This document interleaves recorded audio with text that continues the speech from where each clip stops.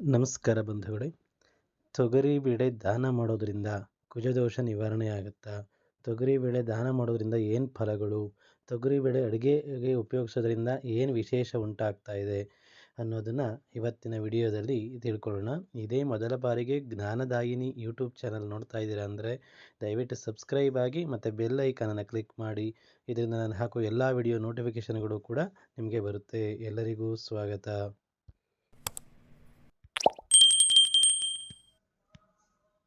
ಬಂಧುಗಳೇ, ನಿಮ್ಮ ಜಾತಕದಲ್ಲಿ ಅಥವಾ ತುಂಬ ಜನ ಹೇಳ್ತಾ ಇರ್ತಾರೆ, ಜಾತಕದಲ್ಲಿ ಕುಜದೋಷ ಇದೆ, ಕುಜ ಜಾತಕದಿಂದ ದೋಷ ಉಂಟಾಗ್ತಾ ಇದೆ, ಕುಜದೋಷದಿಂದ ಸಂತಾನಕ್ಕೆ ತೊಂದರೆ ಆಗ್ತಾ ಇದೆ, ಅಥವಾ ಕುಜದೋಷದಿಂದ ಮದುವೆಗೆ ತೊಂದರೆ ಆಗ್ತಾ ಇದೆ, ಕುಜದೋಷದಿಂದ ಅಭಿವೃದ್ಧಿ ಆಗ್ತಾ ಇಲ್ಲ, ಅಥವಾ ಕುಜದೋಷದಿಂದ ಮದುವೆಗೆ ಹೊಂದಾಣಿಕೆ ಸಿಗ್ತಾ ಇಲ್ಲ, ಮ್ಯಾಚಿಂಗ್ ಆಗ್ತಾ ಇಲ್ಲ, ಬಂದ ಜಾತಕಗಳೆಲ್ಲ ಮದುವೆಗೆ ವಿರುದ್ಧವಾಗಿ ಅಂದರೆ ಮದುವೆಗೆ ಒಪ್ಪಿಗೆ ಇಲ್ಲದೆ ಹೋಗ್ತಾ ಇವೆ ಅಂತ ತುಂಬ ಜನ ಹೇಳ್ತಾ ಇರ್ತಾರೆ.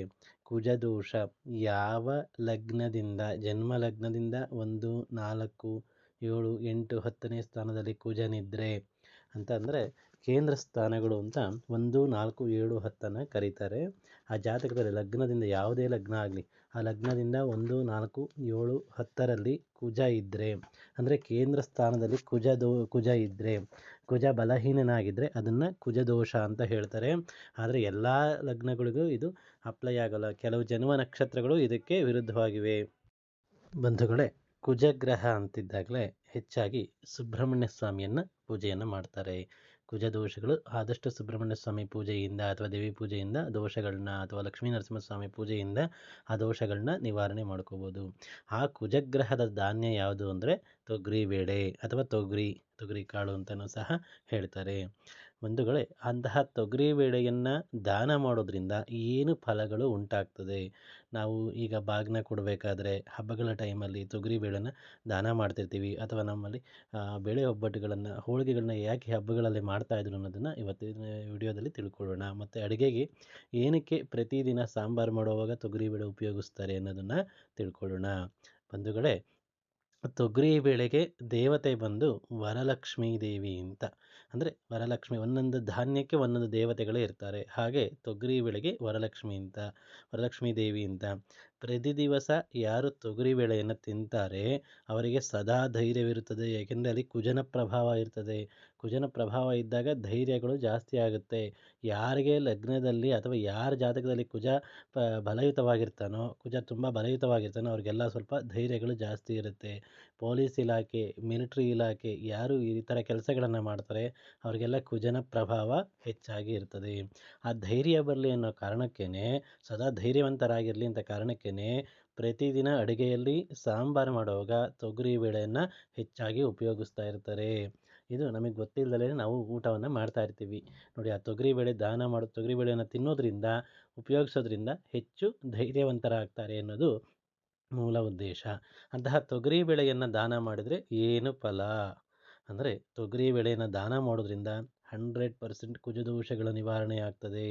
ಯಾರ ಜಾತಕದಲ್ಲಿ ಕುಜದೋಷ ಇದೆ ಅವರು ಪ್ರತಿ ಮಂಗಳವಾರ ತೊಗರಿಬೇಳೆಗೆ ಪೂಜೆಯನ್ನು ಮಾಡಿ, ಕುಜನ ಅಷ್ಟೋತ್ತರವನ್ನು ಪಠಿಸಿ ತೊಗರಿಬೇಳೆಯನ್ನು ದಾನ ಮಾಡ್ತಾ ಬಂದರೆ ನಿಮ್ಮ ಜಾತಕದಲ್ಲಿ ಯಾವುದೇ ರೀತಿಯ ಕುಜದೋಷಗಳು, ಲಗ್ನಾತ್ ಕುಜದೋಷ, ಚತುರ್ಥ ಸ್ಥಾನ ಕುಜದೋಷ, ಸಪ್ತಮ ಸ್ಥಾನ ಕುಜದೋಷ, ಚಂದ್ರನಿಂದ ಕುಜದೋಷ ಇದ್ದರೂ, ಶುಕ್ರಗ್ರಹದಿಂದ ಕುಜದೋಷ ಇದ್ದರೂ ಸಹ ನಿವಾರಣೆಯಾಗ್ತವೆ. ಸತಿಪತಿ ಕಲಹಗಳು ನಿವಾರಣೆಯಾಗ್ತವೆ.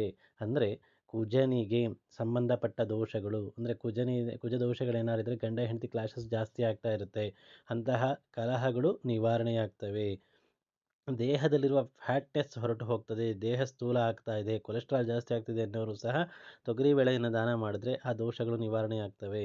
ವಂಶ ಪಾರಂಪರ್ಯವಾಗಿ ಬಂದಿರುವ ನಾಗದೋಷಗಳು ಬಹಳ ಬೇಗ ನಿವಾರಣೆ ಆಗ್ತವೆ.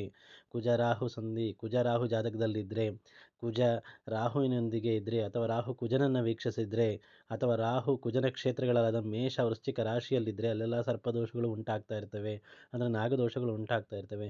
ಅಂತಹ ದೋಷಗಳೆಲ್ಲ ತೊಗರಿಬೇಳೆಯನ್ನು ದಾನ ಮಾಡೋದ್ರಿಂದ ಸರ್ವ ದೋಷಗಳು ನಿವಾರಣೆ ಆಗ್ತವೆ. ರಜಸ್ವಲೆ ದೋಷ ಇರುವವರು ಮಂಗಳವಾರ ದಿನ ಸುಮಂಗಲರಿಗೆ 18 ಮಂಗಳವಾರ ತೊಗರಿಬೇಳೆಯನ್ನು ದಾನ ಮಾಡ್ತಾ ಬಂದರೆ ರಜಸ್ವಲೆ ದೋಷಗಳು ನಿವಾರಣೆ ಆಗ್ತವೆ. ರಜಸ್ವಲೆ ದೋಷಗಳು ಅಂದರೆ ಮಂತ್ಲಿ ಡೇಟ್ಸ್ ಪ್ರಾಬ್ಲಮ್ಸ್ ಟೈಮಲ್ಲಿ ಹೊಟ್ಟೆ ನೋವು ಬರೋದು, ಅಥವಾ ಮಂತ್ಲಿ ಡೇಟ್ಸ್ ಪ್ರಾಬ್ಲಮ್ ಟೈಮಲ್ಲಿ ತುಂಬ ಸುಸ್ತಾಗೋದು, ಕಾಲು ಜವ್ವು ಹಿಡ್ದಂಗೆ ಆಗೋದು. ಆ ದೋಷಗಳು ಏನೇ ಇದ್ದರೂ ಡೇಟ್ಸ್ ಕರೆಕ್ಟಾಗಿ ಆಗ್ತಾ ಇಲ್ಲ ಅಂದರೆ, ಡೇಟ್ಸ್ ಹಿಂದೆ ಮುಂದೆ ಆಗ್ತಾ ಇದೆ ಅಂದರೆ ಆ ಸ್ತ್ರೀಯರೆಲ್ಲ ಕುಜದೋಷ ನಿವಾರಣೆಗಾಗಿ ತೊಗರಿಬೇಳೆನ ದಾನ ಮಾಡ್ತಾ ಬಂದರೆ ಆ ದೋಷಗಳು ನಿವಾರಣೆ ಆಗ್ತವೆ. ಹೈ ಬಿ ಪಿ ಇರೋರು, ಅಧಿಕ ರಕ್ತದೊತ್ತಡ ಇರುವವರು 9 ಮಂಗಳವಾರ ತೊಗರಿ ಬೇಳೆಯನ್ನು ಪೂಜಿಸಿ ದಾನ ಮಾಡ್ತಾ ಬಂದರೆ ಸದಾ ಆರೋಗ್ಯವಂತರಾಗಿ ಬಾಳ್ತಾರೆ. ಅಧಿಕ ರಕ್ತದ ಒತ್ತಡ ಇರೋರು, ಹೈ ಬಿ ಪಿ ಪೇಷಂಟ್ಸು. ಅವಿವಾಹಿತರು ಪ್ರತಿ ಮಂಗಳವಾರ ಬೇಳೆ ಒಬ್ಬಟ್ಟನ್ನು ಮನೆಯ ದೇವರಿಗೆ ಅಥವಾ ಹತ್ತಿರದ ದೇವಿ ದೇವಸ್ಥಾನದಲ್ಲಿ ಪೂಜೆಯನ್ನು ಮಾಡಿಸಿ ವಿವಾಹಿತ ಸುಮಂಗಲಿಯರಿಗೆ ಅಥವಾ ತಾಂಬೂಲದಲ್ಲಿ ದಾನವನ್ನು ಮಾಡ್ತಾ ಬಂದರೆ ಬಹಳ ಬೇಗ ವಿವಾಹ ದೋಷಗಳು, ಮಾಂಗಲ್ಯ ದೋಷಗಳು, ಕುಜ ದೋಷಗಳು ನಿವಾರಣೆಯಾಗಿ ಶೀಘ್ರದಲ್ಲಿ ಶುಭ ವಿವಾಹಗಳು ನೆರವೇರುತ್ತದೆ. ಆದ್ದರಿಂದ ಬೇಳೆಗೆ ಸಂಬಂಧಪಟ್ಟ ಅದಕ್ಕೆ ನಮ್ಮ ಹಿರಿಯರು ಹೆಚ್ಚಾಗಿ ಹಬ್ಬಗಳಲ್ಲಿ ಬೇಳೆಯ ಒಬ್ಬಟ್ಟನ್ನು ಮಾಡ್ತಾ ಇದ್ದಿದ್ದು. ಅಂತಹ ವಿವಾಹಕ್ಕಿರುವವರು ಸಹ ಬೇಳೆಯ ಹೋಳಿಗೆಯನ್ನು ಮಾಡಿ ದಾನ ಮಾಡ್ತಾ ಬಂದರೆ ವಿವಾಹ ದೋಷಗಳೆಲ್ಲ ನಿವಾರಣೆ ಆಗ್ತವೆ. ಯಾರ ಮನೆಯಲ್ಲಿ ಪ್ರತಿದಿನ ಪರದಾಟಗಳು, ವ್ಯಾಜ್ಯಗಳು, ಮನಸ್ತಾಪಗಳು, ಕುಜದೋಷಗಳು ಜಾಸ್ತಿ ಆಗ್ತಾ ಇದೆ, ಇದರಿಂದ ಮನಸ್ತಾಪಗಳು ಉಂಟಾಗ್ತಾ ಇದೆ ಅಂದರೆ ಪ್ರತಿ ಮಂಗಳವಾರ ತೊಗರಿ ಬೇಳೆಯನ್ನು ಪೂಜಿಸಿ ದಾನ ಮಾಡ್ತಾ ಬಂದರೆ ಸರ್ವ ರೀತಿಯ ಸಮಸ್ಯೆಗಳು ನಿವಾರಣೆ ಆಗ್ತವೆ.